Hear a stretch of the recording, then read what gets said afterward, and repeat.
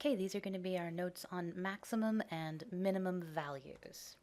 So when we talk about maximums and minimums, there are actually two different kinds, and we want to make sure we clearly define each one. So we have absolute maximums and minimums, and then we have local maximums and minimums. So an absolute maximum, its mathematical definition is as follows. Let C be a number in the domain D of a function f. Then f of c is the absolute maximum value of f on D if f of c is greater than or equal to f of x for all x on D. So in other words, if you've got a number that's in the domain of your function, and when you plug that number, c, into your function, what you get is here's your f of c, is the largest y value compared to all other y values for all x in the domain. If it's the largest y value compared to all other y values, you're looking at an absolute maximum. An absolute minimum essentially works the exact same way. The only difference is we're changing the word to minimum, and then now your f of c, your y value, needs to be the smallest y value for all x on the domain. So absolutes are pretty much what they sound like, the absolute largest or smallest y on the graph of that function. Now it can be or equal to as well. It can be or equal to as well, and we'll take a look at an example of what that looks like. Now local maximums and minimums start off very similarly. You're going to let C be a number in the domain D of a function f. You're now still talking about f of c, but now you're going to talk about it as a local maximum value of f on D. It is still the largest y value, but it's not the largest y value for all x. It's just the largest y value for the y values associated with x values near that c.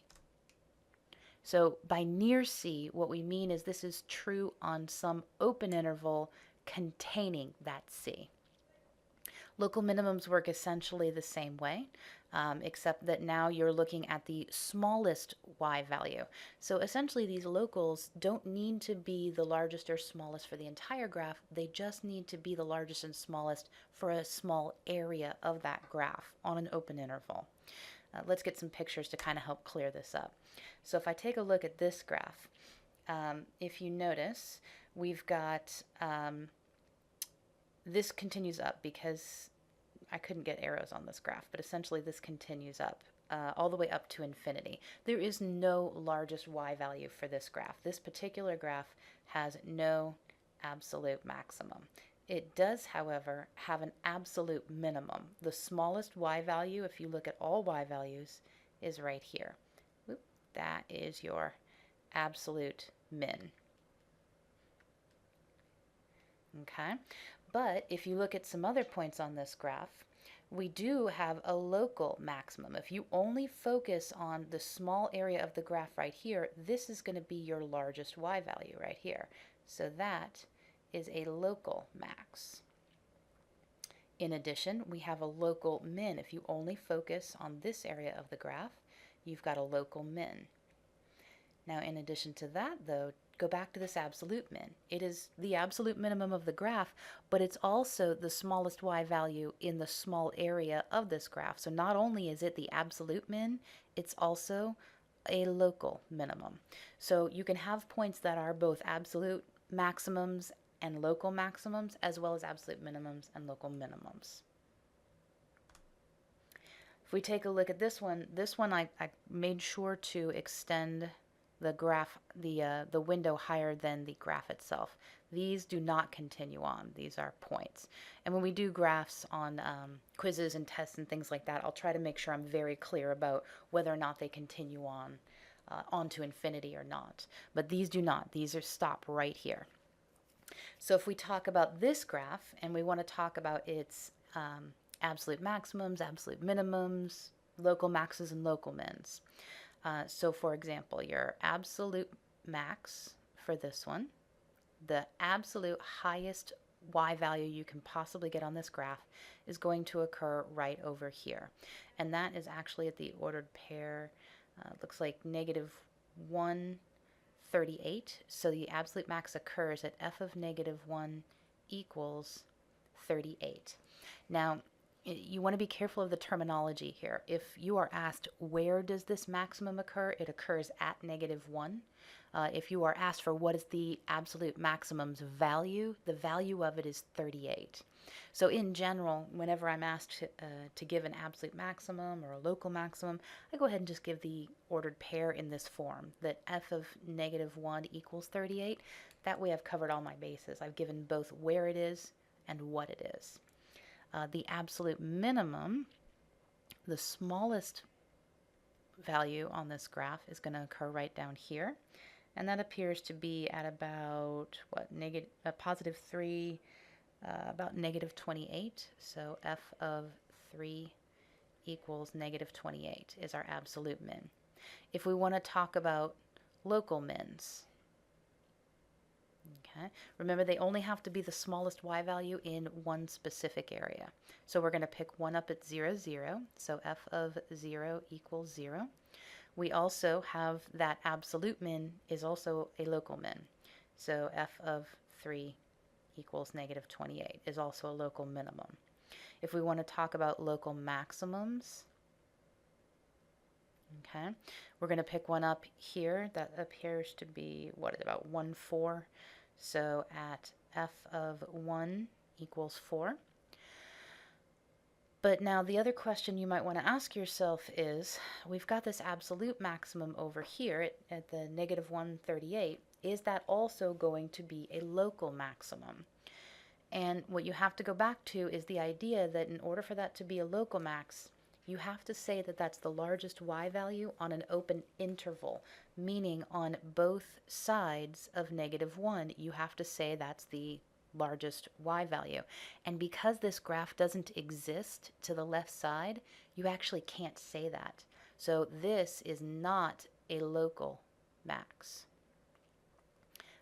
So basically the conclusion we need to draw from that is if you have an endpoint of a function, it will never be allowed to be a local anything because you can't look at it on both sides of that point. Okay? So those are our local maxes and local mins for this graph. We want to also talk about the extreme value theorem. The extreme value theorem is going to let us know when we can expect to see absolute maxes and absolute mins, under what condition we're guaranteed that they're going to appear. So it says if f is continuous on a closed interval from a to b, then f attains an absolute maximum value f of c and an absolute minimum value f of d at some numbers c and d in a b. So in other words, if we look at a graph, here's a, here's b, x and y. So if we look at any continuous function on this interval, so I'll put 1 point here and 1 point here, and I should be able to draw any kind of continuous function that you like. It could be something that looks parabola-ish where I go up, it could be down, I could make it squiggle a little bit in between, or I can make it a straight line. I should be able to do this with any continuous function. So let me put a couple of them on here so we can talk about them. Here's A, here's B, and this one, let me do this. Let me go like that. Okay. So what that says then is assuming you've got a closed interval and assuming that this is a continuous function, which both of my drawings are, I'm guaranteed to have an absolute maximum and an absolute minimum, at least one. So let's look at the one that I drew kind of a line here. If we look, this is just a line, so it doesn't go up and down, but because the extreme value theorem asks us about absolute maximums and minimums, we can use the endpoints. So the absolute max for this graph would be right here. There's your absolute max. And the absolute min would be on the other endpoint. There's your absolute min. Okay? Whereas this graph, I actually drew this on purpose to have these two being pretty much the same value. I mean those to have the same y value, whatever that is. And therefore, this one actually has two absolute maximums. As long as they're equal, those are actually both considered the absolute maximum. It's okay. And then I drew these three. I intended those to all be the same as well. So I mean this value, this one, and this one. I intend all of those to be the absolute min. So you're guaranteed at least one as long as you've got a closed interval and a continuous function, but you can possibly have more. So this is great. We now know under what conditions we're guaranteed to have absolute maximums and absolute minimums, but that doesn't tell us how we're supposed to find those absolute maximums and absolute minimums. So we're going to start to try to figure that out by first talking about locals. So notice I've switched. Extreme value theorem talks about absolute maxes and mins. I'm going to talk about local maxes and mins to start. We'll come back for the absolutes in just a minute. So we start with the definition. We assume that this function is going to be defined at some number c. And we say that if the derivative at that c is equal to 0, or if the derivative at that c doesn't exist, meaning your function is not differentiable at c, then what we call c is a critical number of the function.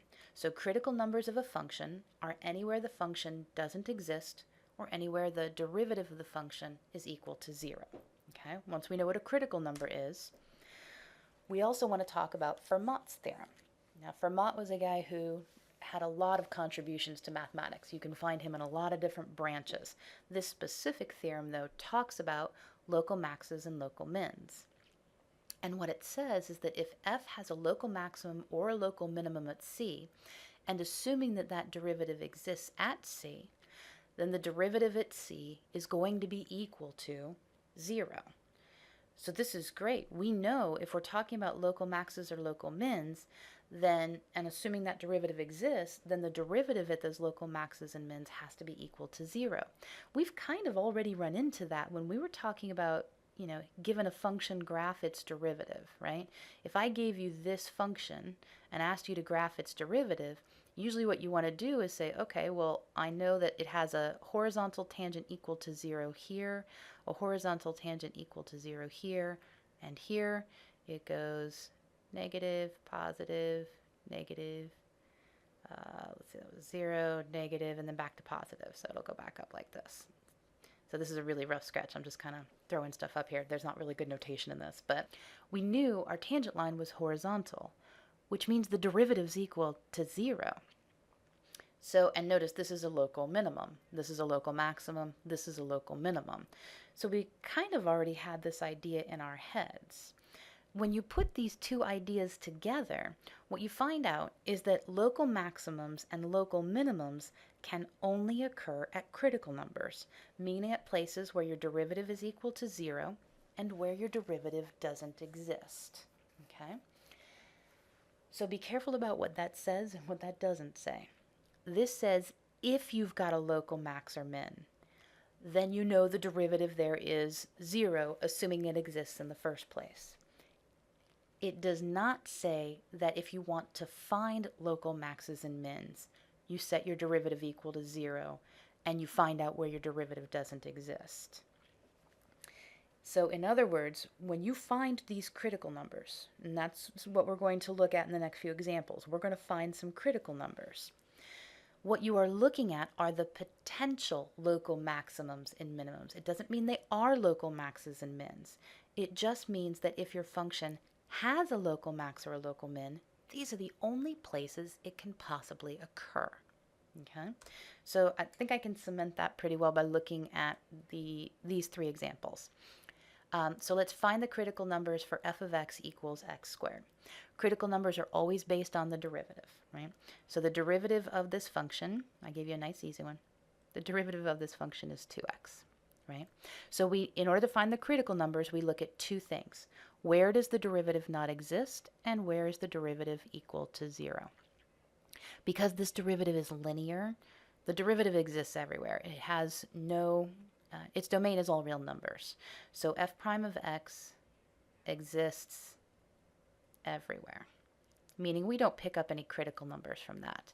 We will pick up a critical number, however, when we look at where this is equal to 0.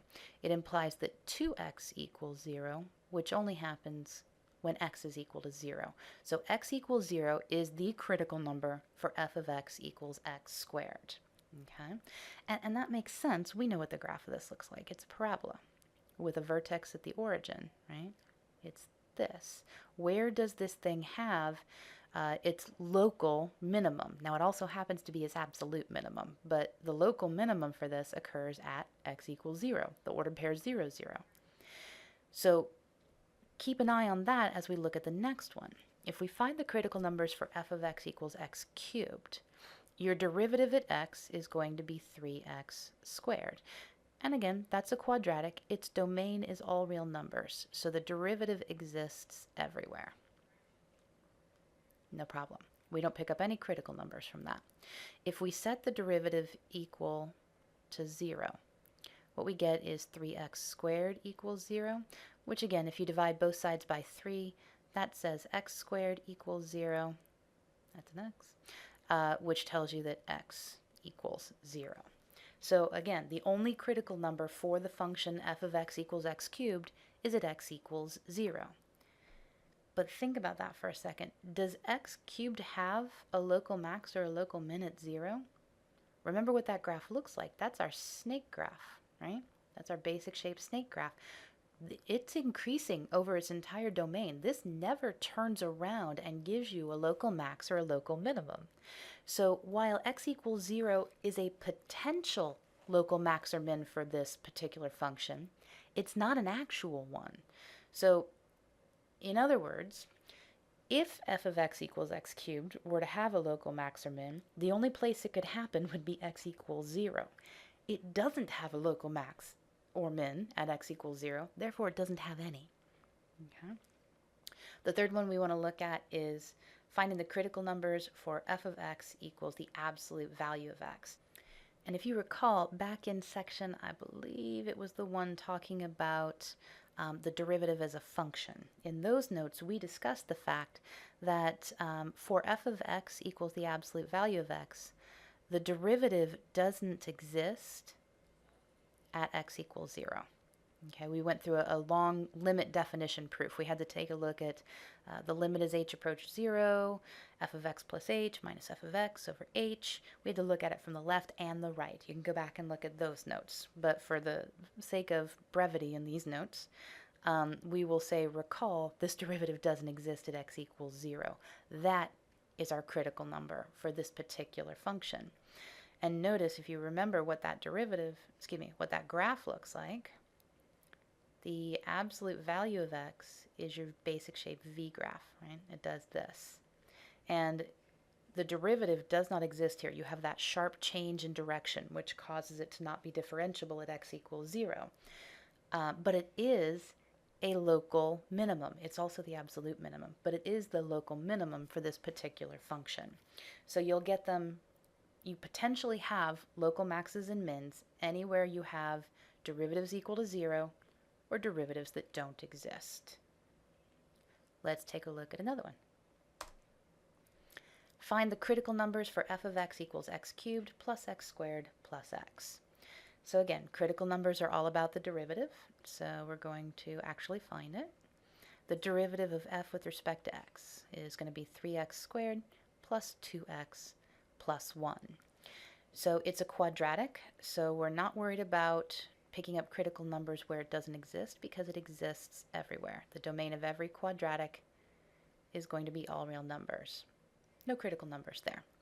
If we set it equal to 0, however, so we'll take f prime of x and set it equal to 0, that tells us that 3x squared plus 2x plus 1 equals 0. Now, you may want to pause this and try and solve this yourself. If not, what you're going to find is this one doesn't factor. No matter how hard you try, you cannot factor this quadratic. That doesn't mean we can't answer the question, though. We use quadratic formula. So we do x equals the opposite of b plus and minus the square root of b squared, which is 4, minus 4 times a, which is 3, times c, which is 1, all over 2 times a, which is 3. And yes, I do assume that you know and can easily use the quadratic formula. So if you notice, when we solve this, we're going to get a negative 2 plus and minus. Under here, we get 4 minus 12, which is negative 8, all over 6. And if you can tell from here, because there's a negative under that radical, this quadratic does have two solutions, but they're going to be imaginary. You know, we can continue on and say, hey, it's going to be -2 plus and minus. You'd have to take the I out in order to get rid of the negative under the radical. It'll be 2I square root 2 over 6. You can simplify this down, but as soon as you start seeing imaginary numbers, think about what it is you're trying to find. You're trying to find the critical numbers. You're trying to find potential local maximums and local minimums. Where on a graph are you ever going to find I? You're not going to find it anywhere. So as soon as you see an imaginary number appearing, this has no critical numbers from this. So we got no critical numbers from figuring out where the derivative doesn't exist. We got no critical numbers from setting the derivative equal to 0, which means this function has no critical numbers. Which means, what do we know about its local maxes and local mins? It doesn't have any. Okay, this is one of those cubics that is going to be increasing over its entire domain. I know increasing because the leading coefficient is positive, so I know it goes down on the left and up on the right. Don't assume that just because you're going to use quadratic formula that that's going to cause you to have no critical numbers. If I had gone through this quadratic formula and somehow come up with something like, I don't know, I'm going to make it up, 1 plus and minus the square root of 3 kind of thing. Those are going to be critical numbers. Those exist on your graph. They're not pretty. They are, decimals that you're going to have to approximate, but they would be considered critical numbers. So just because you're using quadratic formula does not mean you don't have critical numbers. Let's take a look at this one. Find the critical numbers for f of x equals x to the 3/2 times 4 minus x. So again, we're going to need to take the derivative. You've got a couple choices on how to do this. You can either distribute the x to the 3/5 to both of those terms and then take the derivative, or you can use product rule. Either one's fine. I'll go ahead and use product rule. So I will take the derivative of x to the 3/5. So that is 3/5 x to the 3/5 minus 1, which is -2/5, times 4 minus x, plus x to the 3/5 times the derivative of 4 minus x. The derivative of 4 is 0. The derivative of -x is -1. So I am now going to need to do two things. I need to take this derivative and figure out where it's equal to 0 and where it doesn't exist. So because I see this plus going on here, I'm going to have to factor this in order to set it equal to 0. So I'm going to go ahead and just do that. What I see when I look at this is I have two terms. I have one here and I have one here. And I want to look at what those terms have in common. Well, notice they both have an x to a certain power. So if I want to factor out that x, what I need to do is take out the x to the smaller of the two powers. So which is smaller, -2/5 or 3/5? -2/5 is smaller. So that's what I'm going to factor out of this. Open up a big set of parentheses. In my first term, I will still have a 3/5 remaining. I took out x to the -2/5, and I will still have 4 minus x. Okay. In the second one, that's going to become a minus because of the -1 here. And I'm going to factor out an x to the -2/5 out of x to the 3/5. In other words, you're dividing it out. So I'll do it over here in case we need to do some side work. If you have x to the 3/5 and you're dividing out x to the -2/5, okay, that is same base, so therefore we subtract the exponents. So that's x to the 3/5 minus -2/5. So watch that negative, that is going to become a plus. In other words, we get x to the 5/5, also known as x to the 1, also known as x. So that's what we're left with. Let me clean it up a little bit more. So I have x to the -2/5. I'm going to distribute my 3/5 to both of these terms. I'm going to get 12/5 x, or excuse me, just 12/5 minus 3/5 x minus x. And then these are now like terms. If you take negative 3/5 x and you subtract x from it, sorry, I'm trying to write and talk at the same time, we're going to end up with 12/5 minus 8/5 x. So that's my derivative. So in order to find my critical numbers, I need to figure out where my derivative is equal to 0 and where it doesn't exist. So let's talk about where it doesn't exist first. In order to figure that out, what you've got to keep a close eye on is the fact that that right here, this x to the negative 2/5, means that that x is going to go down to a denominator. I mean, you don't have to rewrite it this way, but I'm just for clarity's sake, I want to make sure everybody understands what I mean by that. If you have 12/5 minus 8/5 x, this is going to go to the denominator. That's over x to the 2/5. So this is the domain of this derivative is not all real numbers. This derivative is going to not exist when x equals 0. Okay, so let me write that over here. So f prime of x does not exist when x equals 0. So there's one critical number I just picked up. The other place I have to look at is where my derivative is equal to 0. And a fraction is only equal to 0 when its numerator is equal to 0. So that tells me that 12/5 minus 8/5 x will be equal to 0. If you subtract the 12/5 over, both of those sides will be negative, which means the negatives will essentially undo each other, and multiply both sides by 5. What you'll get is 8x equals 12, which says x equals 12 over 8, and if you divide both of those by 4, you'll get 3/2. So this has two critical numbers, x equals 0 and x equals 3/2.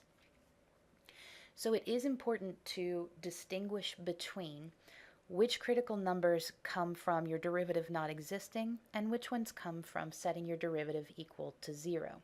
Because eventually what we're going to want to do with this, once we start figuring out local maxes and local minimums and all those kinds of good things, is we're going to want to graph these functions using these critical numbers.